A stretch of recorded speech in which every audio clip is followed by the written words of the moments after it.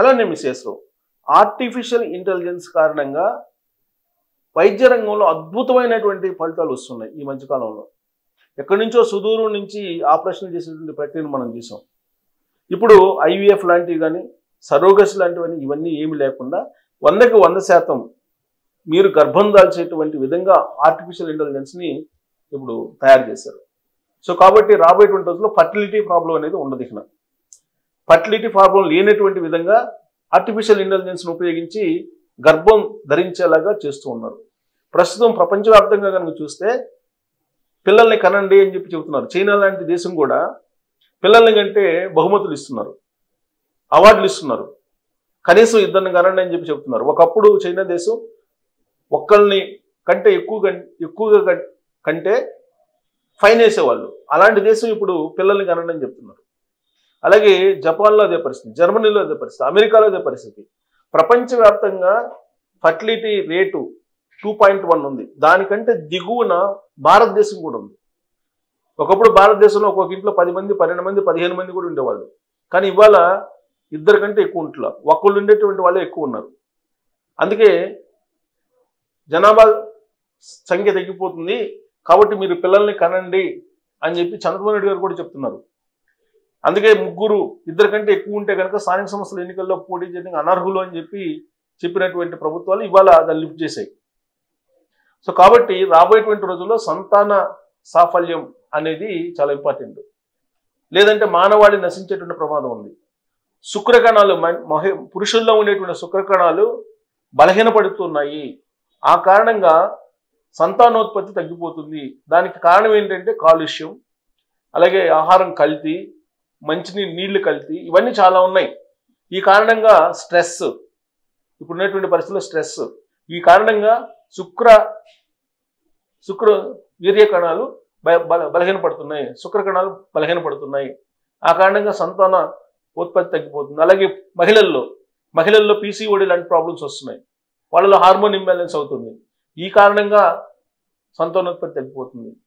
In టైంలో పెళ్లి చేసుకోకపోవటం, ఆ తర్వాత 30 సంవత్సరాలు వచ్చిన తర్వాత పెళ్లి చేసుకోవడం, ఇది కూడా మరొక కారణం.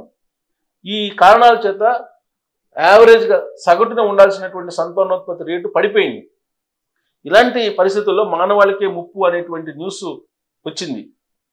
అందుకే ఇప్పుడు ఆర్టిఫిషియల్ ఇంటెలిజెన్స్ ద్వారా 100కు 100% మహిళలు గర్భం దాల్చే టెక్నాలజీ వచ్చేసింది. అంటే శుక్రకణాన్ని ఆర్టిఫిషియల్ ఇంటెలిజెన్స్ ద్వారా ఏ రోజు ఫర్టిలిటీ చేయించాలి అండంతో, ఆ టైంకి ఏదైతే హెల్దీగా ఉందో అండం, ఎగ్ అంటారు, అండం హెల్దీగా ఉన్నటువంటి అండంతో ఈ శుక్రకణాన్ని తీసుకెళ్ళి కొట్టేలాగా ఆర్టిఫిషియల్ ఇంటెలిజెన్స్ టెక్నాలజీని డెవలప్ చేశారు.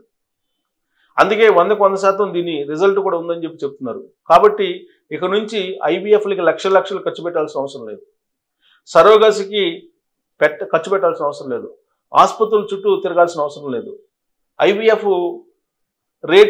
ఐవీఎఫ్ సక్సెస్ రేట్ అనేది 50% ఉంది. 50-50 ఛాన్స్ అని చెప్తారు డాక్టర్లు.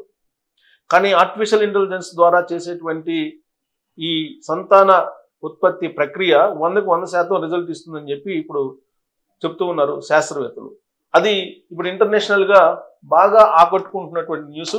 దాన్ని మీకు అందించేటువంటి ప్రయత్నం చేస్తాను. ఇక్కడ చూడండి, కృత్రిమ మేధస్సు ప్రపంచవ్యాప్తంగా చర్చలకు, విమర్శలకు కేంద్ర బిందువుగా ఉన్నప్పటికీ కొన్ని సందర్భాల్లో ఇది మానవ జీవితాల్లో అద్భుతమైనటువంటి మార్పులు తీసుకొస్తుంది. తాజాగా అమెరికాలోని కొలంబియా యూనివర్సిటీ ఫర్టిలిటీ సెంటర్లో చోటు చేసుకున్నటువంటి ఒక సంఘటన ఈ సాంకేతిక అద్భుతానికి నిదర్శనం. సో కొలంబియాలో దీన్ని రీసెర్చ్ చేశారు. ఏంటది అంటే, పిల్లల కోసం ఏళ్ల తరబడి కృషి చేస్తున్నటువంటి ఒక దంపతులు, 39 ఏళ్ల వ్యక్తి, 37 ఏళ్ల మహిళ, వారు అనేక సార్లు ఐవీఎఫ్ చికిత్సలు చేయించుకున్నా ఎటువంటి ఫలితం దక్కలేదు. వైఫల్యంతో నిరాశ చెందుతున్నటువంటి ఆ జంట చివరి ప్రయత్నంగా ఒక నూతన పద్ధతిని ఆశ్రయించారు.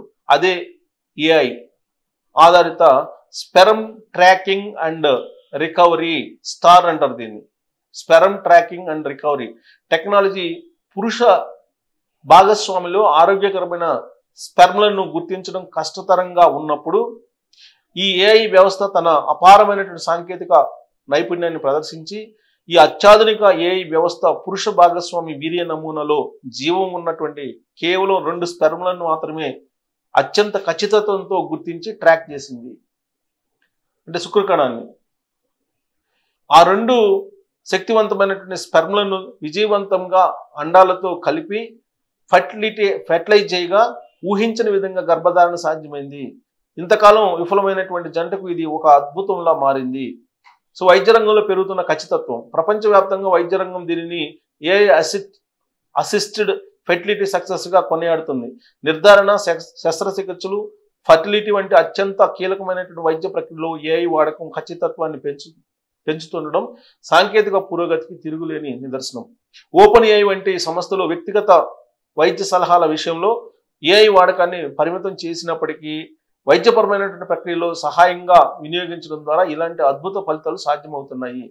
నైతికత, భద్రత చర్యలు. ఒకవైపు సాంకేతిక అద్భుతాలు సృష్టిస్తున్న మరోవైపు నైతికత, భద్రత అంశాలపై చర్చలు కొనసాగుతూనే ఉన్నాయి. వైద్య రంగంలో ఏఐ వినియోగంపై పూర్తి స్థాయిలో మార్గదర్శకాలు, నియంత్రణ అవసరమని నిపుణులు అభిప్రాయపడుతున్నారు. అయినప్పటికీ ఈ తాజా సంఘటన మరోసారి నిరూపించింది, సాంకేతికతను బాధ్యతతో, వివేకంతో ఉపయోగించినప్పుడు అది నిస్సందేహంగా మానవ జీవితాలకు వెలుగునిచ్చి ఆశను కల్పిస్తుంది. ఇది కొలంబియా అక్కడ యూనివర్సిటీలో రీసెర్చ్ చేసి శుక్రకణాన్ని, అండాన్ని రెండింటినీ కలిపారు. సహజంగా ఐవీఎఫ్ ఎక్కడ ఫెయిల్ అవుతుందనంటే వైద్య రంగంలో ఉండేటువంటి ఎక్స్పర్ట్స్ చెప్తుంది, పురుషుల నుంచి హెల్తీగా ఉండే ఆరోగ్యకరమైనటువంటి శుక్రకణాన్ని సెలెక్ట్ చేయటం అనేది చాలా టఫ్, చాలా కష్టం.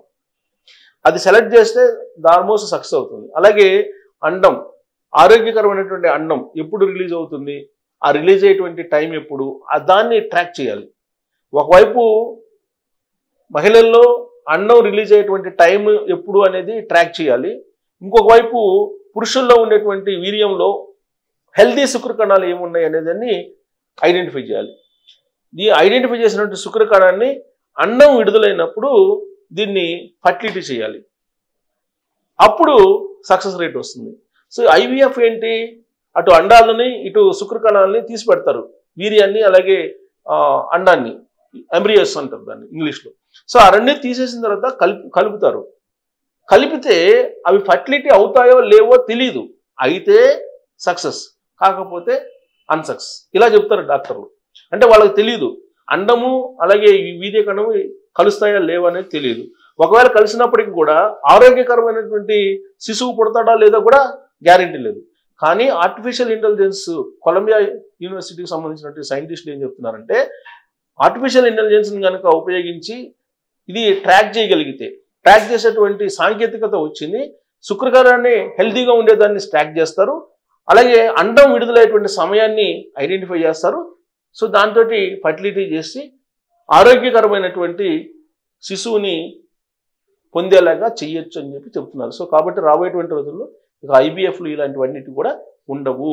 ఒక్క ఆర్టిఫిషియల్ ఇంటెలిజెన్స్ ద్వారా 100% సక్సెస్ తోటి ఫర్టిలిటీ ఉండబోతుంది. కాబట్టి జనాభా పెరుగుదల, జనాభా తగ్గిపోతుంది, మానవాళి నశించిపోతుందేమో అనేటువంటి ఆందోళన అవసరం లేదు. సో ఇది విన్న తర్వాత మీకు అనిపిస్తుంది.